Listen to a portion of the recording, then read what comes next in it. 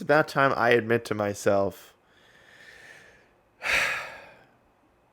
I like rom-coms. Hey, we're back.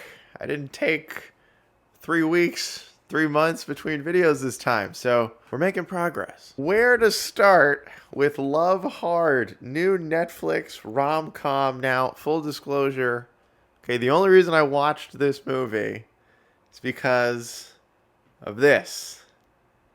It's a pretty big discrepancy between what critics think, what the audience thinks. Now, I will say, usually critics hate rom-coms, comedies, and horror movies. It's very rare that those are critically acclaimed, but they do have a very dedicated fan base, and I think it's about time I admit to myself,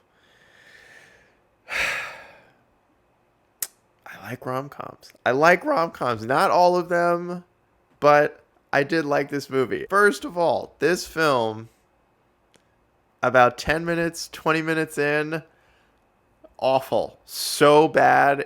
The writing is terrible. I mean, the writing, I don't want to say terrible. Somebody worked really hard to make this movie. But the writing could have been a little bit better.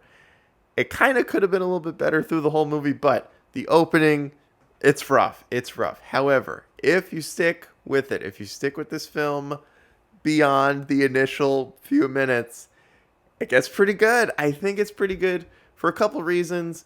First being, the story is actually pretty interesting. A woman who writes articles about the disaster that her dating life is flies across the country to meet with a guy she met on a dating website and then ends up getting catfished when she gets there.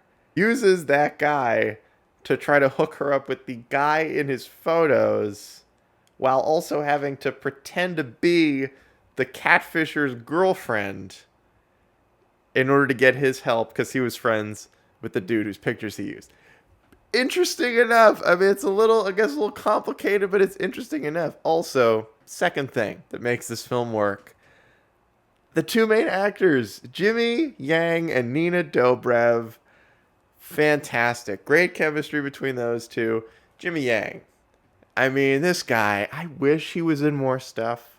I loved him in Silicon Valley, even though he was completely different. He was an absolute asshole. He was hilarious, but he was an asshole in that show. In this movie, he's great. Nina Dobrev, who apparently was in the Vampire Diaries. I guess I should have known that. I don't know. Did people watch that show? I guess it had a fan base. Vampires were really big, like 10 years ago. You guys remember that? Anyway, she's great. Vampire Diaries, I know, is a bit of a drama, but it's actually got pretty good comedic delivery in this film. Jimmy O Yang, of course he's got great comedic delivery because he's a comedian, and he is so well cast in this role. They also cast the 32-year-old guy from Never Have I Ever, although in this movie, he's not trying to play a 19-year-old, so it's less weird, okay? Less weird. The performances by the two main actors in this movie absolutely make the film bearable when earlier on I had my doubts. And they actually propel the movie to being pretty great, like, as far as rom-coms go. Okay, now this isn't winning an Oscar.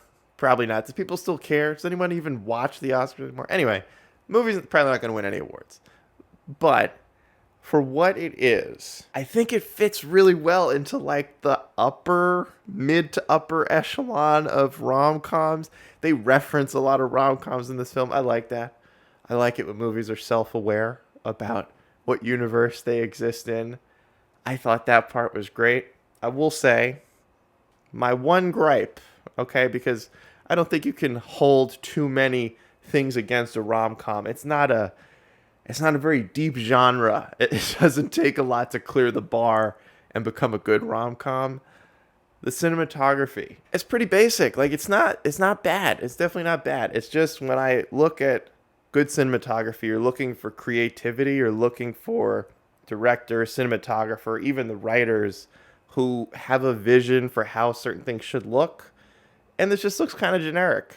That's not a bad thing. It looks like a lot of Netflix rom-coms. And part of what makes it a little more frustrating is that there are a few instances in this movie where they do get creative with the cinematography. So it was there. It's like, it was there. There was a part of them that wanted to get creative, but then a lot of the other shots are pretty standard. I'm not sure what happened there, but it didn't take away from how much I enjoyed this movie at all. I'm actually surprised how much I enjoyed it. I don't know if I would say, 97%.